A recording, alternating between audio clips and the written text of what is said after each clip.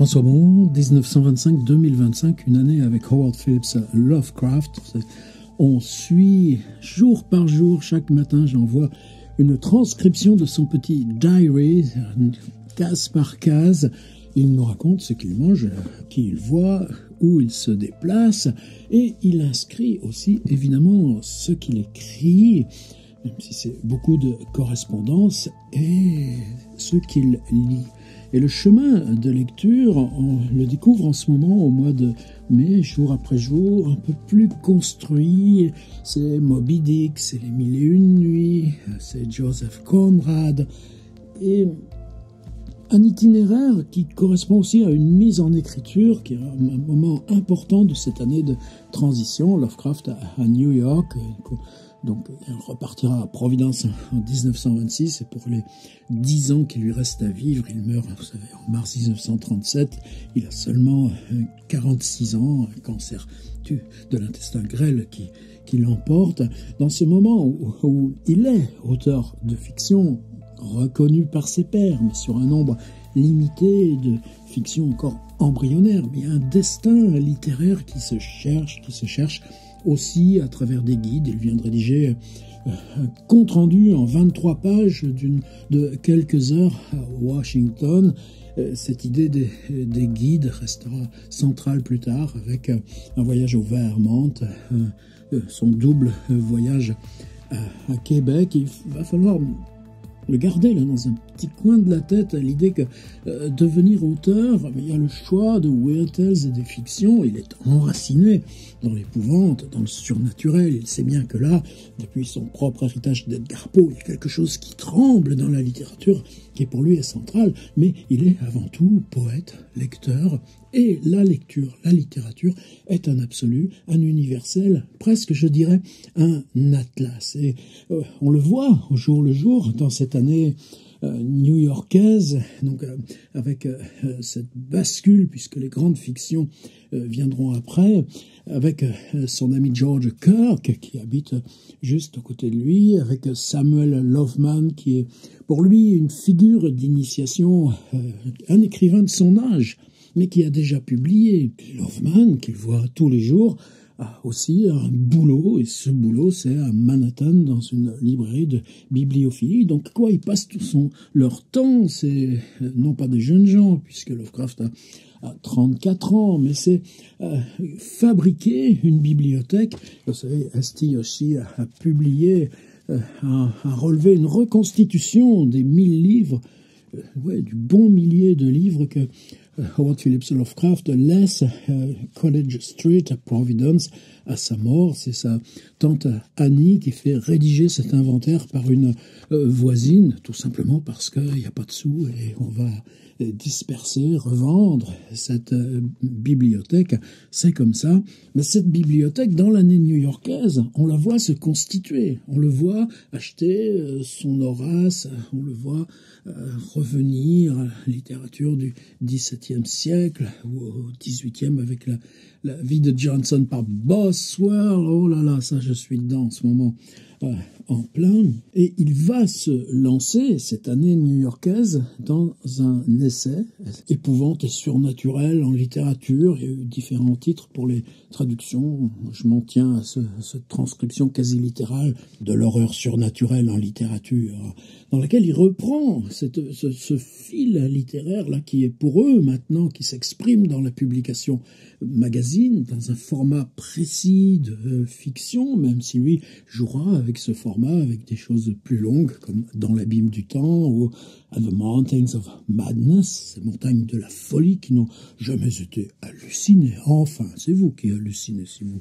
employez cette expression, ou ce format Weird Tales qui est plutôt 20 pages, mais quelquefois on peut faire du double ou du triple avec des choses comme La Maison Maudite qui monte à 80, 90 pages. Tout ça, on le sait. Mais pour lui, quand il aborde une spécificité comme le récit d'horreur surnaturelle, il y a une longue filiation selon les pays. Par exemple, là, en ce moment, on discute, pourquoi Hoffmann est-il si peu présent, alors qu'Hoffmann a été tellement présent, soit pour Balzac, soit pour Edgar Poe. Ben oui, mais il a aussi la chance qu'un de leurs pères, Edgar Salters, soit aussi traducteur du français, et leur aurait mis à disposition, dans une langue qui est la leur, Huysmans, Gautier, Maupassant. Et c'est ce qui m'a amené là en cherchant dans l'étendue de la correspondance, par exemple, où et quand il parle de Melville. Et c'est ce qui m'a mené là à farfouiller dans les index de la correspondance, toujours merci Esti Yoshi, où et quand, par exemple, il parle de Herman Melville. Pourquoi Moby Dick, qui s'ancre, par exemple, Melville lui-même était allé dans le port de New Bedford, dans le Massachusetts, mais juste à la limite là, de la Nouvelle-Angleterre, quoi que Lovecraft connaît par cœur, lui-même est rendu tellement et tellement de fois, et c'est là où aujourd'hui il y a ce musée de la pêche à la baleine, etc. Et c'est là que Melville a fait sa documentation. Mais juste à quelques encablures, les bateaux qui partaient de New Bedford s'arrêtaient à Nantucket, c'est là qu'on chargeait tous les derniers équipements, et vous savez que le début légendaire de Moby Dick est à Nantucket. Lovecraft se rendra dans l'île de Nantucket, il louera une bicyclette pour faire à vélo les 32 kilomètres du tour de l'île, et pourtant les autres romans de Melville, Pierre ou les ambiguïtés, par exemple, non, ça, apparemment c'est jamais venu à lui. Alors que pour ses amis, Melville deviendra un classique. Et puis nous, on a toujours ce Bartleby, la filiation presque. C'est dans Manhattan, c'est-à-dire faire un récit avec Manhattan. Lovecraft s'y est risqué, par exemple avec Cool Air, par exemple avec lui, cette nouvelle qu'il écrira en juillet. Mais ce Bartleby, qui est une sorte de renversement de la littérature, non, ça ne vient pas jusqu'à lui. C'est en creusant un petit peu ces étonnements que je suis tombé sur ce titre, Suggestion pour un guide de lecture. Et avec émotion, puisque ce texte, il l'écrit apparemment en mars 1936, et vous savez que c'est à l'automne 1936 que les symptômes de ce cancer de l'intestin grêle deviendront aussi proéminents qu'évidemment ce sera le retrait progressif et la fin avec un dernier petit carnet comme ceci, qui sont les dernières notes, comme le fera aussi Franz Kafka, toujours ce mot diary, là, qui s'est imprimé toujours en lettres d'or sur ce petit calepin, bien, ce sera le Death Diary. Suggestion pour un guide de lecture. Il y a des titres qui entraînent plus le désir ou l'idée de la fiction. Oui, mais tout de suite, c'est une interrogation. Par exemple, ce mot de guide. Non seulement on a cette apparente fascination de Lovecraft pour la forme guide, et faire un guide du Vermont, ou faire un guide du voyage à Québec, mais dans sa propre époque, on a cette série WPA Guides, avec celui-ci qui est sur la ville de New York, mais on en a un autre, on a même la version numérique sur tout simplement l'État de New York, avec aussi bien les Niagara Falls que le Saratoga, où est en ce moment Sonia. Donc cette forme guide travaille l'époque. Elle le travaille à mesure aussi des découvertes de l'appropriation du territoire. En France, le guide Michelin. Eux, à mesure qu'on a aussi les voitures pour se rendre où on veut, Lovecraft connaît et révère. Il en parle dans ce guide Faro, vous savez, Walden, s'en aller vivre en pleine forêt. Oui, d'accord, c'est à 45 minutes de la ville. Tous les ennemis de Faro n'arrêteront pas de le seriner. Mais Lovecraft, il le connaît comme il connaît le voyage, la remontée du Cape Cod par Faro. Donc cette idée de guide, je la garde là toute chaude. Et comme on arpente un pays avec les WPA Guides, on va arpenter quoi? La bibliothèque? Pas seulement. L'itinéraire de lecture. Comment on construit ces lectures? Et que la lecture, c'est quelque chose de socialisé. On se partage les livres. Là, par exemple, il lit Arabian Nights, Les Mille et Une Nuits, mais il les lit dans un volume que lui a prêté son ami James Morton. Il va parler de Rabelais et Don Quichotte.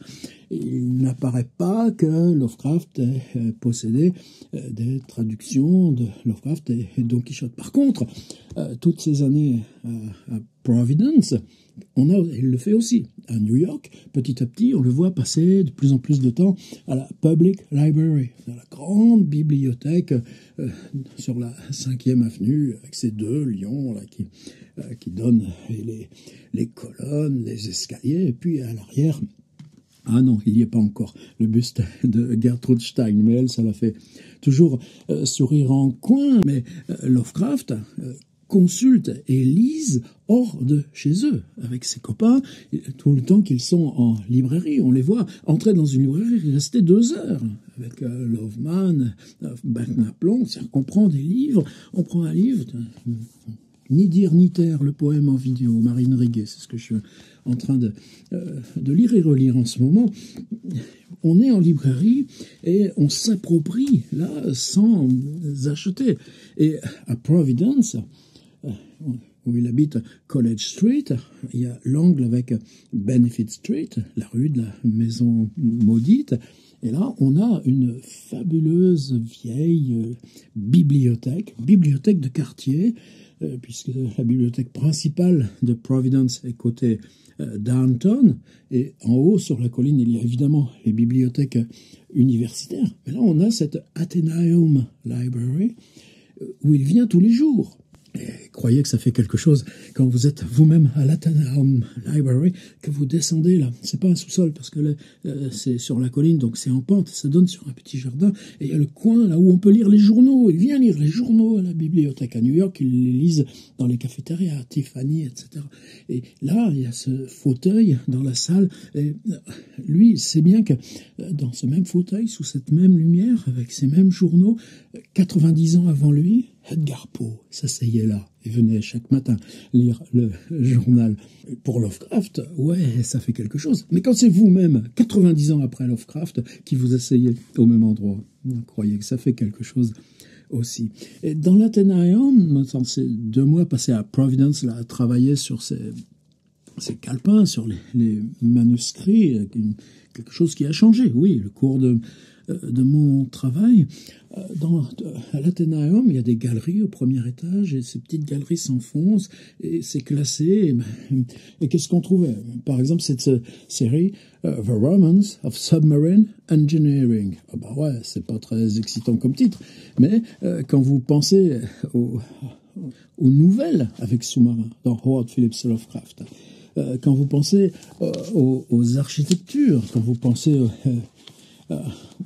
toute cette iconographie aussi qui peut être liée au naufrage, eh bien, ce livre que vous lisez à l'Athenaeum, qui était paru en 1913, le livre qu'on tient dans les mains, on peut être assuré que c'était celui-là même. Moi, j'ai acheté un reprint, évidemment, mais quand j'y reviens, c'est mentalement que je fais le travail. Mais ça aussi, c'est une question posée là dans le guide de la lecture. Mais vous teniez dans les mains les livres que Lovecraft même, dont ils s'étaient servis pour cette documentation, ces temps préparatoires, quelque chose qu'il reproche un petit peu de Gustave Flaubert dans ses pratiques de lecture en amont.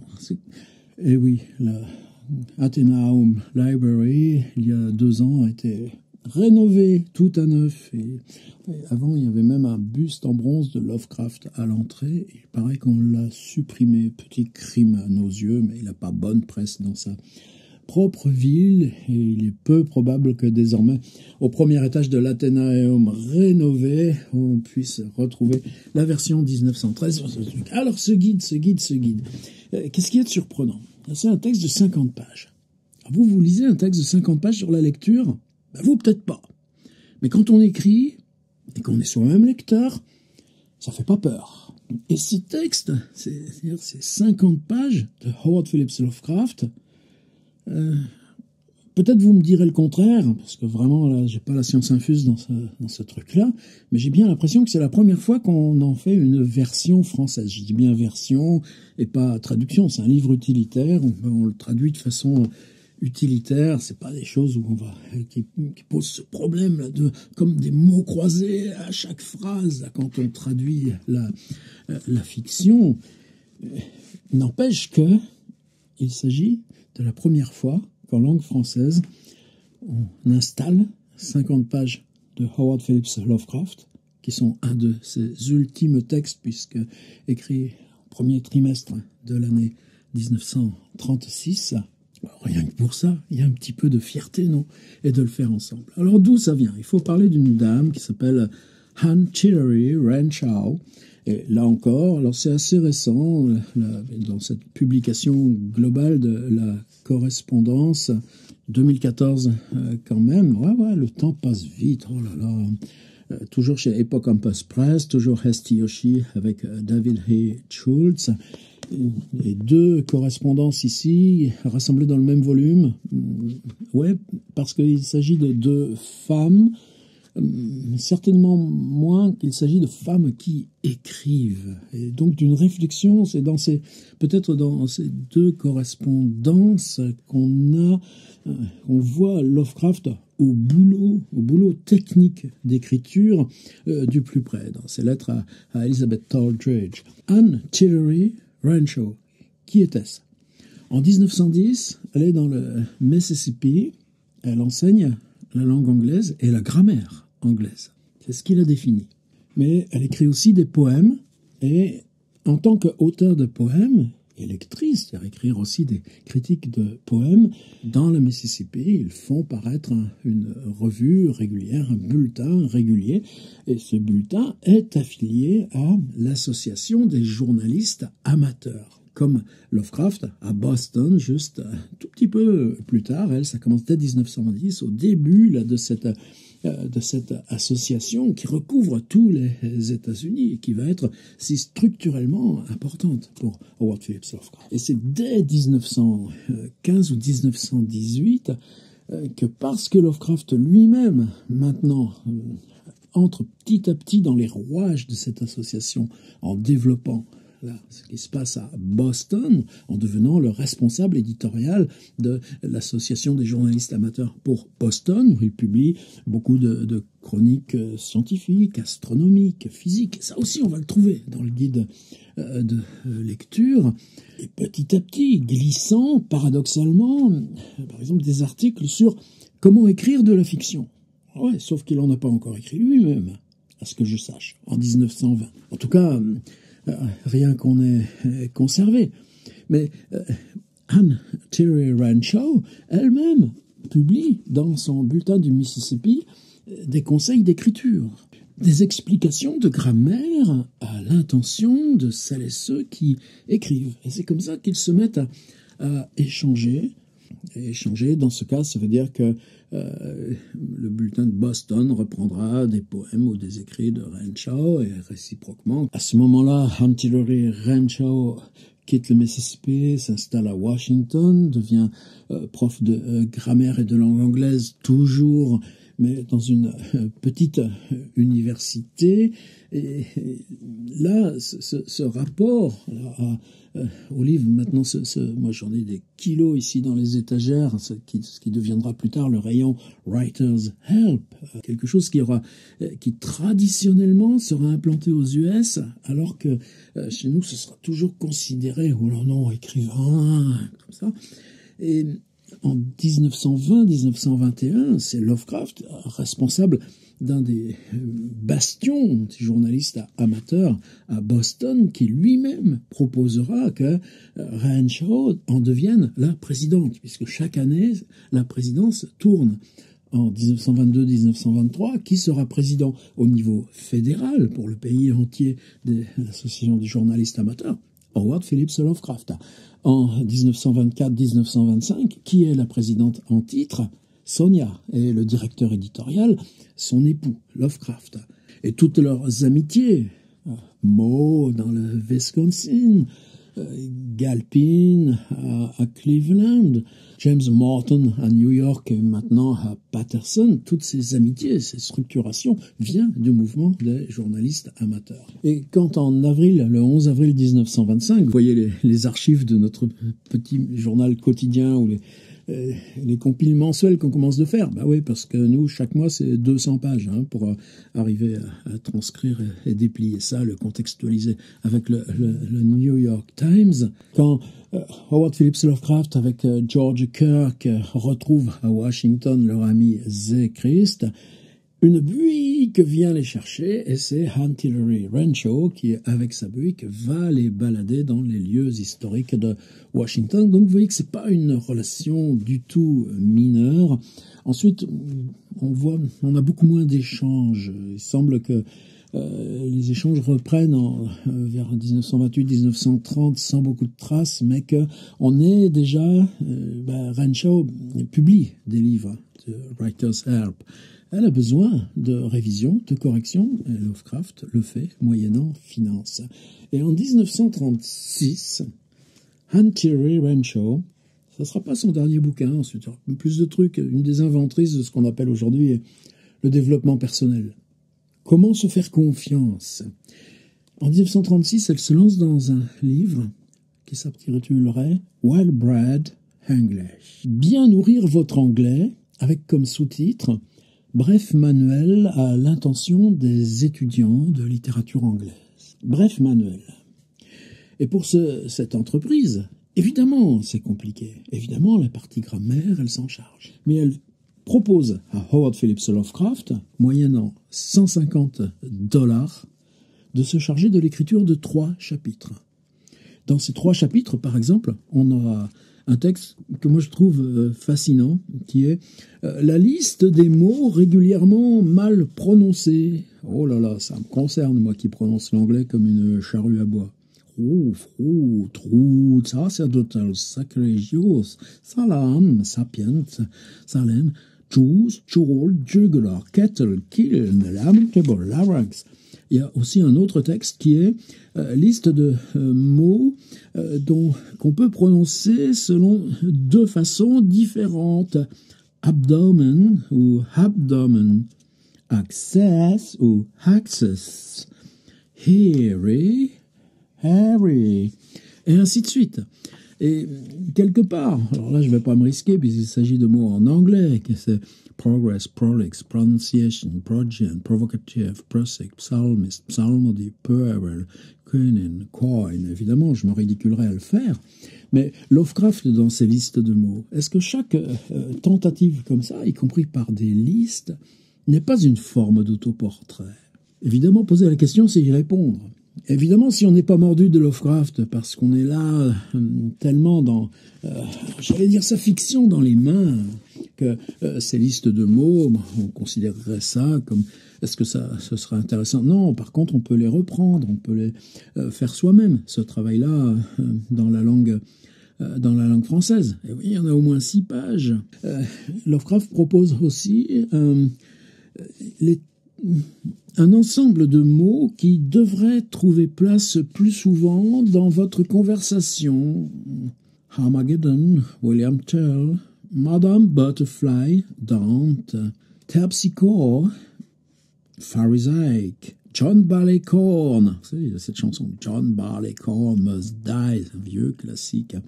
Et ainsi de suite. Shelley. Quand on parle de Sophocle, ou de Shelley, ou de Cassandra, ou de chauvinisme, ou de Sancho Panza dans la conversation, est-ce que vous êtes sûr que c'est seulement une expression? Industrial efficiency, just price. Et comment passer au-delà du cliché? Et chapitre 5, augmentez votre vocabulaire. Ça, Madame Renshaw, dans son bref manuel, va évidemment s'en servir. Reste un autre chapitre qui aurait dû être bref, qui devait s'appeler What shall I read? Je devrais lire quoi? Et là, il y a même une ambiguïté. C'est-à-dire, je devrais lire quoi? C'est au futur. Qu'est-ce que tu auras à lire si tu veux progresser dans la langue anglaise? Mais c'est aussi, qu'est-ce que tu devrais au conditionnel? Qu'est-ce qu'il serait bon pour toi de lire? What shall I read?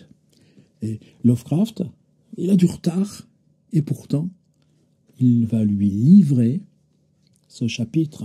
What shall I read? Alors, comment on passe de What shall I read à Suggestions for a Guide? suggestion pour un guide de lecture, tout simplement, c'est August Derleth. Alors, August Derleth, on en a parlé plus souvent. Il n'est pas encore entré dans la vie de Howard Phillips Lovecraft. Il est beaucoup trop jeune.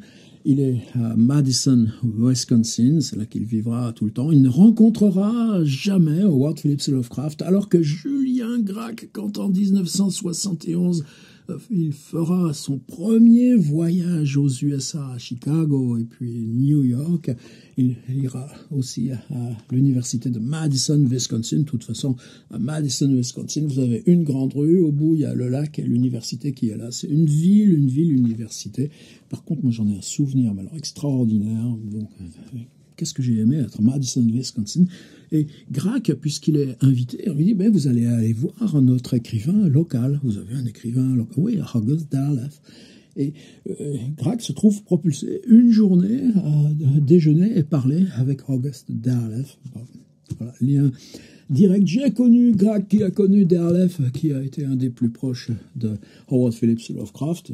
Est-ce que ça vous fait une belle jambe? Je pourrais vous la montrer, mais c'est pas le propos aujourd'hui. C'est August Derleth qui, bien longtemps après la mort de Lovecraft, en 1945-1947, devient l'éditeur de ses œuvres à mesure que la réputation, la légende de Lovecraft est en train de se fabriquer. Elle se fabrique par l'intervention de Derleth, qui n'hésite pas à résumer, à sucrer des passages, mais qui ne dispose pas toujours des manuscrits, des tapuscrits corrects, mais ça fait partie de l'histoire de Lovecraft. C'est Derleth qui, héritant de ces pages, tout simplement parce que tous les papiers de Lovecraft, vous savez, à sa mort, c'est le jeune Robert Barlow qui en devient le dépositaire. Qu'est-ce que tu peux faire de 1 mètre cube de paperasse? Il l'obtient de la Brown University, qui s'en moque complètement. Chez les années 70, ce sera dans une cave. Mais simplement sous l'argument, mais oui, cet écrivain qui vient de mourir, regardez, il y a la nécrologie dans le New York Times, qu'on n'a jamais parlé sinon. Il était votre locataire. La chambre qu'il occupait à College Street dépendait de l'université. Et donc, c'est bon, tu stockes dans un coin.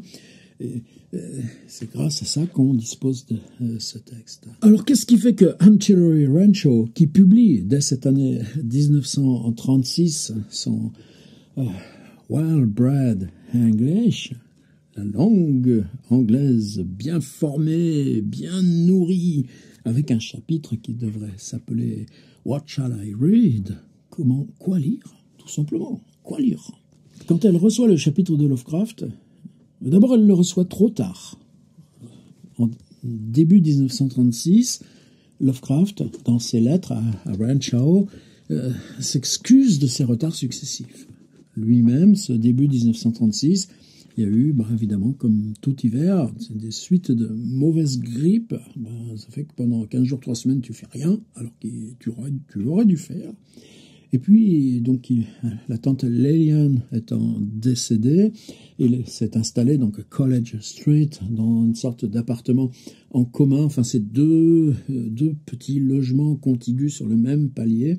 Mais côté Howard Phillips Lovecraft, il y a une pièce commune qui sert de cuisine pour les repas, etc. Et puis, évidemment, des deux côtés, Lovecraft avec sa salle de travail. Regardez sur le site, on en a 2 très belles photographies exceptionnelles parce que Barlow, qui arrive 2 jours après l'enterrement, parce qu'il vient du Texas, il aura le réflexe avec son Kodak, de faire 2 clichés de cette pièce à vivre de Lovecraft, tapissée de murs. C'est un document exceptionnel.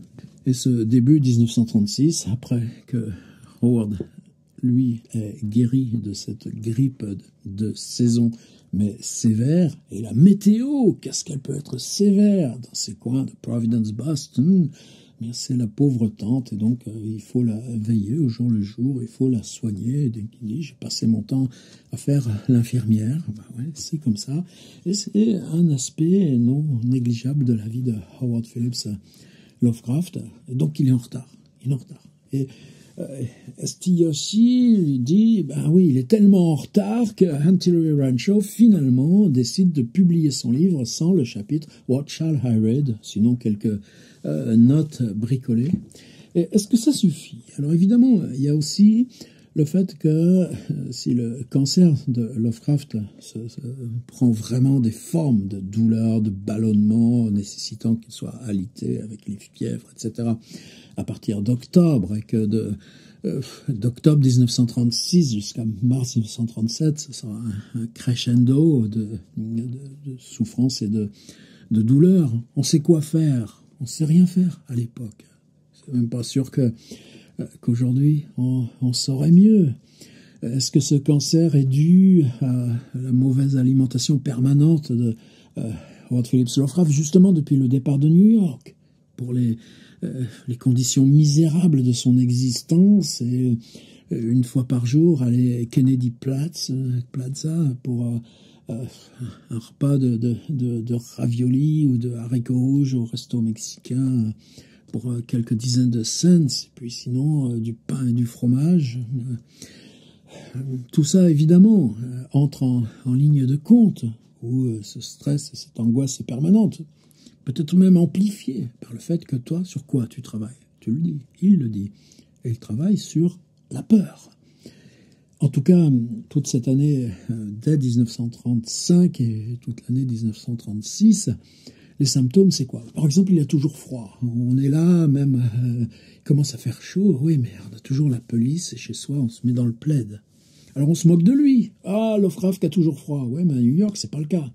Et ça, c'est peut-être les premiers symptômes de ce truc-là. Ah ouais, Lovecraft, il mange de la glace à la vanille. Il adore la glace à la vanille. Bah ouais. Mais pourquoi il vient un temps dans ta vie où tu ne supportes plus que les glaces, la crème glacée à la vanille? Aussi, ça, c'est la montée progressive de ces symptômes. Alors, est-ce que ça suffit à expliquer? Ben justement, moi, ce qui m'a fasciné dans ce guide, dans ces suggestions pour un guide de lecture, en reprenant le titre de August Derleth, titre apocryphe donc, ou ce What Shall I Read? Quoi lire? C'est plutôt que Lovecraft commence par des questions générales sur la lecture. Comment se comporter et comment cheminer dans la lecture. Et non pas de point de vue royal. C'est-à-dire comment apprendre à lire, c'est-à-dire comment travailler la concentration de la lecture, comment travailler les heures de lecture. Est-ce que vous êtes quelqu'un qui lit un livre et puis ensuite passe à un autre, ou bien est-ce que vous êtes quelqu'un qui va avoir plusieurs livres en cours, un qui serait plutôt pour le matin, qui serait plutôt... Et puis vous emmenez un livre avec vous, mais vous êtes là à attendre, vous avez un livre dans la poche, vous êtes là. Est-ce que on peut avoir une partie de livres de divertissement, de livres plus légers par rapport à d'autres? Et puis il y a toute la pression pour les livres qui paraissent, les derniers livres.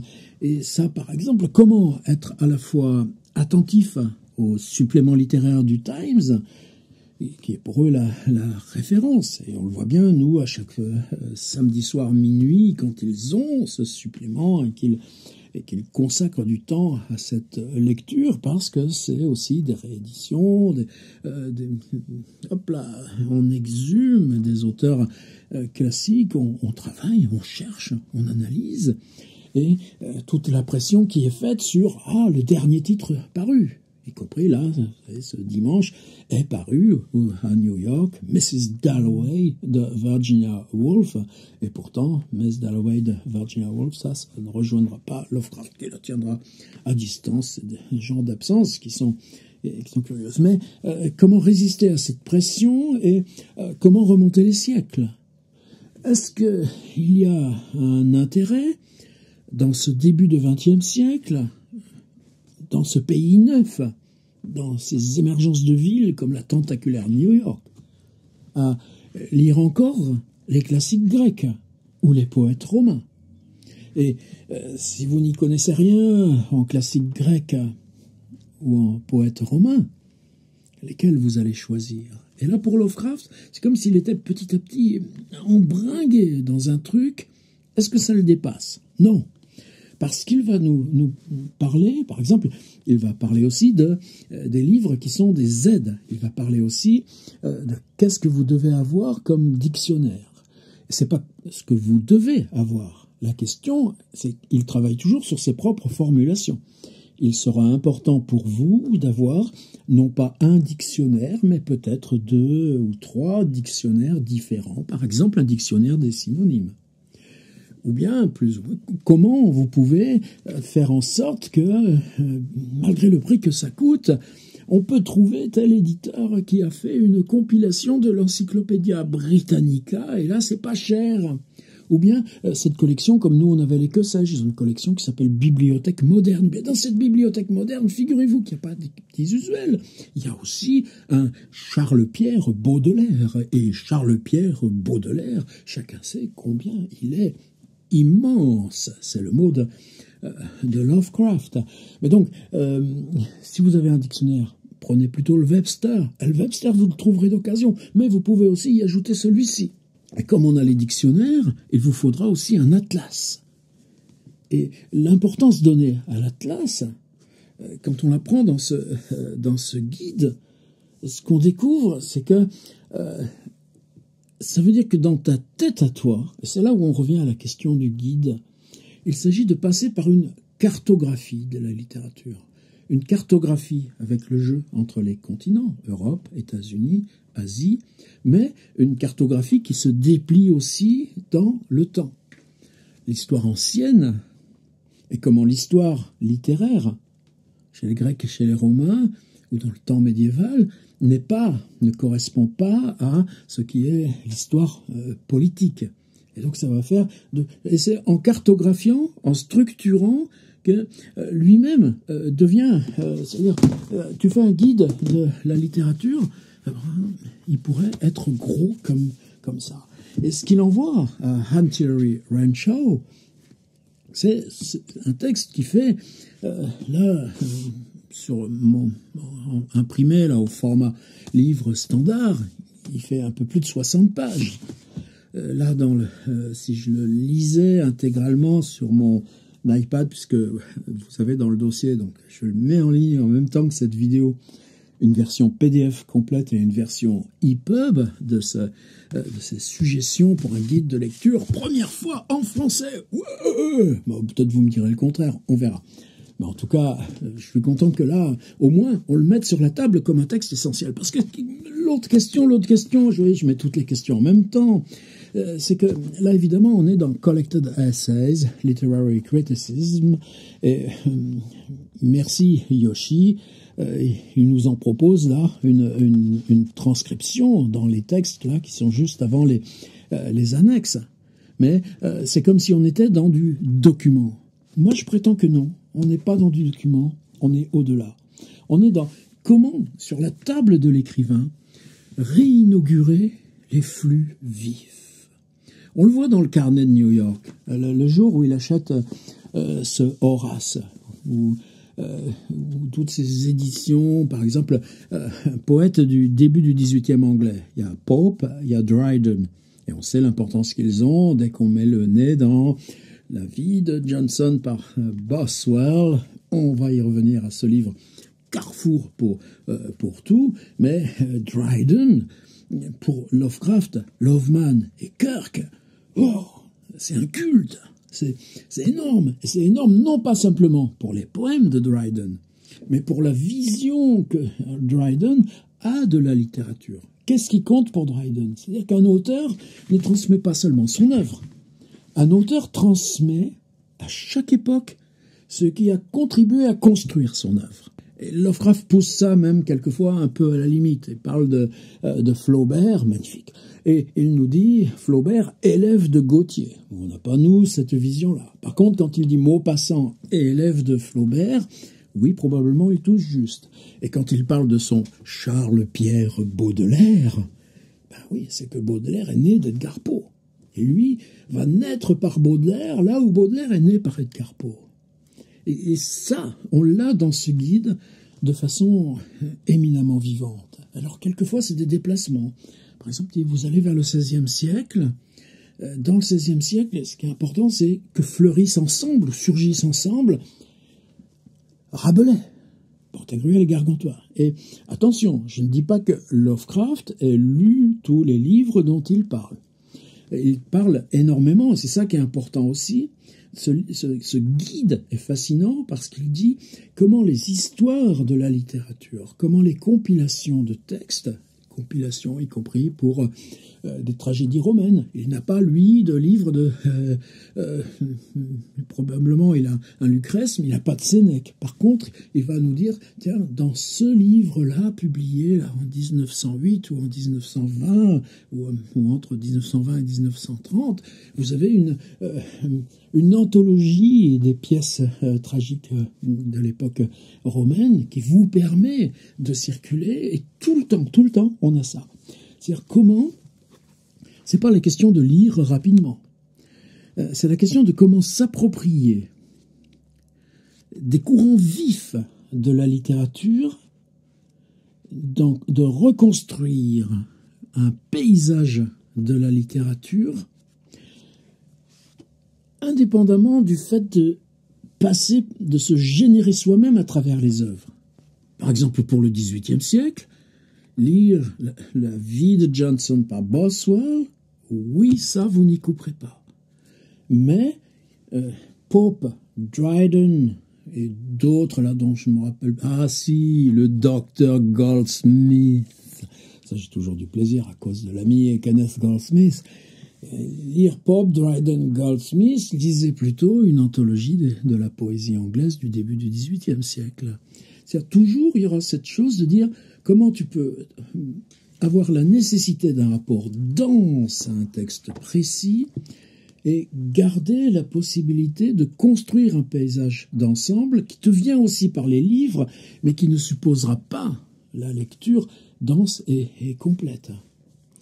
Ce sera le cas, par exemple, pour Shakespeare. Alors, Shakespeare, évidemment, c'est-à-dire, si tu pars du XVIe siècle, oui, en France, on a eu Pantagruel et Gargantua. Et il va parler un petit peu, rapidement, de Rabelais.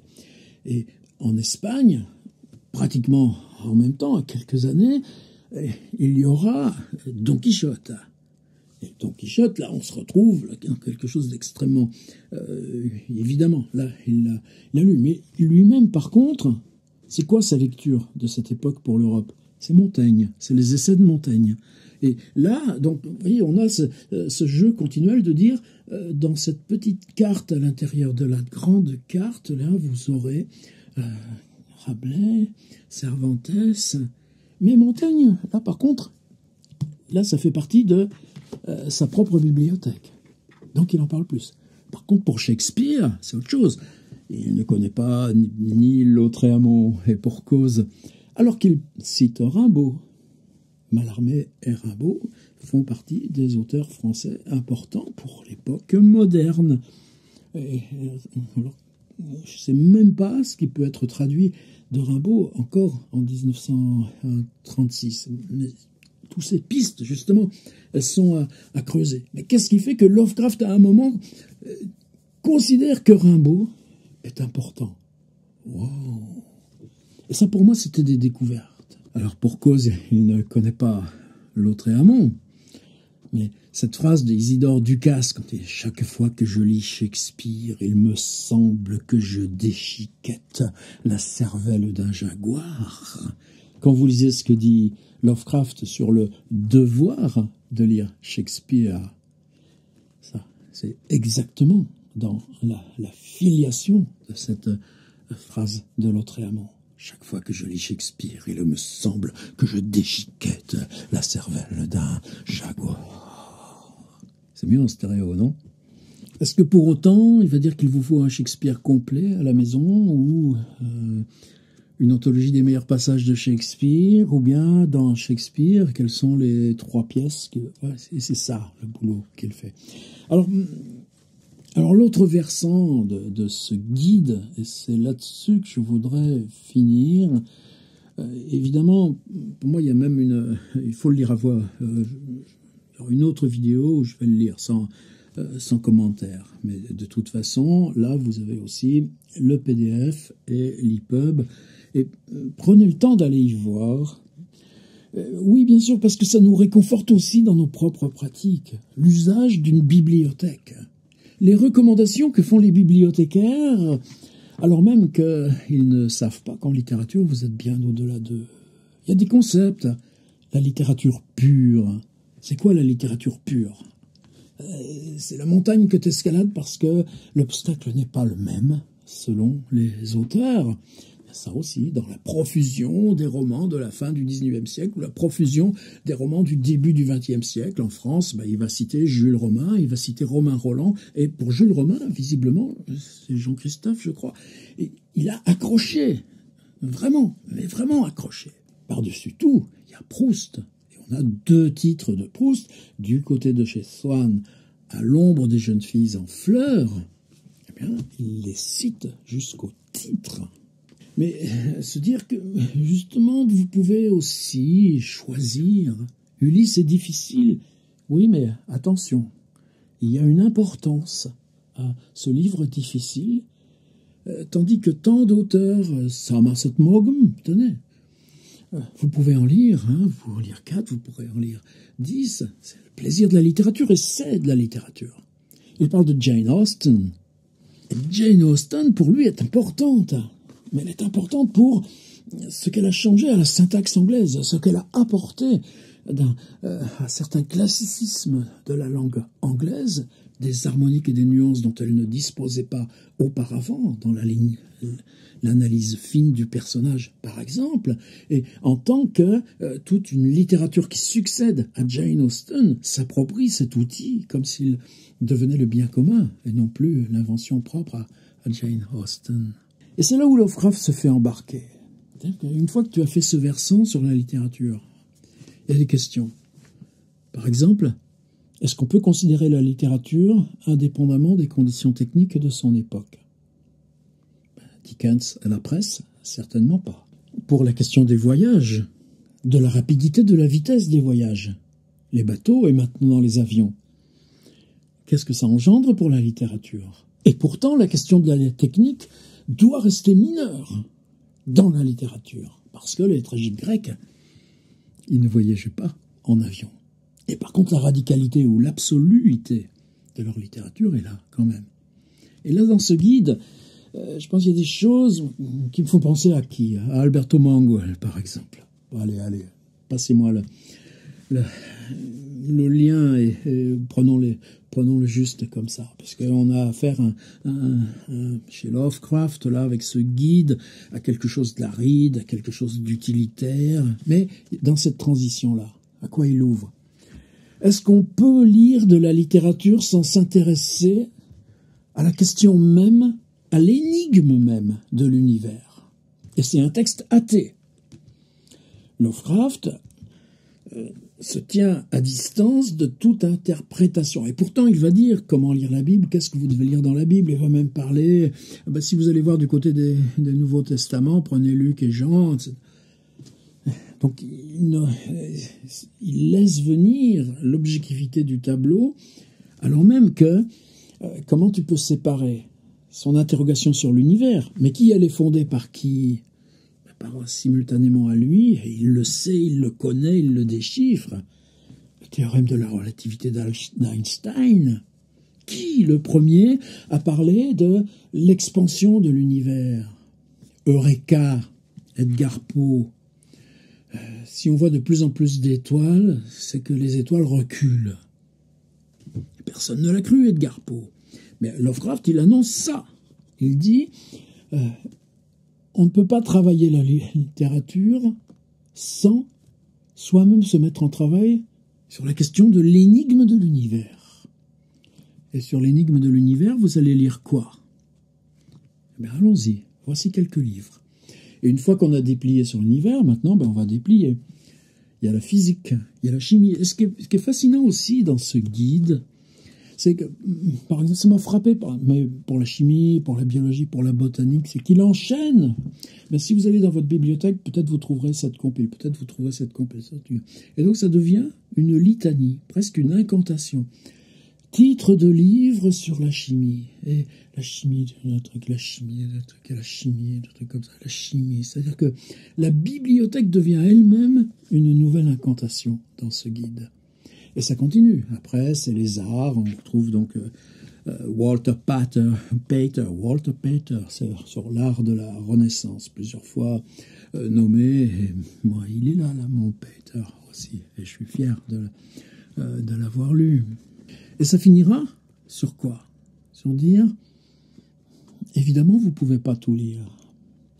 Et comment gérer mentalement, gérer non, c'est pas le mot, comment faire que mentalement, on sache qu'on s'en approprie si peu par rapport à un tableau aussi grand. Et que ce peu ou ce très peu puisse être cependant central dans ce passage à la pratique, là, ce que vous allez faire de la littérature, parce que vous serez sur votre propre page. Alors, texte comme le voyage au Québec, c'est décevant, mais ce que pose ce texte, j'affirme, ouais, je suis fier qu'on le mette là, en circulation, en langue française. Et ça va plus loin, je pense qu'on pourrait tous passer, se livrer à cet exercice. Et dans cet exercice-là, si on le pose dans la dimension collective, on a vraiment quelque chose à y gagner. Alors, comment ça finit? Ça finit que Lovecraft envoie à Hunter Renshaw un monument de plus de 60 pages dans lequel il cite quasiment 20 livres par page. Ça fait 1200 bouquins, évidemment, Renshaw. Son bref manuel pour les étudiants en langue anglaise, il serait totalement écrasé, noyé. Et donc, l'interprétation de Yoshi, oui, il commence à être malade, et oui, il est beaucoup trop lent, il y a aussi ça. Il y a aussi il est parti dans un tableau, un atlas général de la littérature dans l'espace et dans le temps. Et ça, évidemment, c'était pas du tout le projet de Madame Renshaw. Qu'est-ce qu'elle lui fait? Elle lui dit, faites-en ce que vous voulez du texte, mais au lieu de $150, ce sera seulement 100, parce que ce chapitre-là, c'est pas du tout ce que je vous avais demandé. 250 à $100, tu perds $50, voici un texte payé négativement. Et nous, je pense que c'est aujourd'hui qu'on a à remercier H.P. Lovecraft. Passer à travers la surface de ce texte pour retrouver qu'est-ce qui nous relie à quoi? Eh bien, par exemple, aujourd'hui, à la correspondance de Howard Phillips Lovecraft avec cette Madame Renshaw et à ce What shall I read?